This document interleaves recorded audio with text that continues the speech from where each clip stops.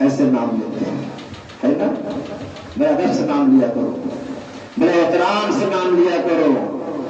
یہ ذات بڑی بلند ذات ہے، یہ توہین ہے. آپ تصور کیا کر رہے ہیں؟ آپ جس طرح سے یہ اس کے لیے مراجع کرام نے منع فرمایا، اس طرح قصائد آپ نہ پڑھیں، حرام ہے پڑھنا بھی سننا بھی، جس سے ہمارے ائمہ کی توہین. ہم کتنی آسانی سے نام لیتے ہیں، نہ علیہ السلام ہے نہ صلوات اللہ علیہ ہے، کچھ نہیں.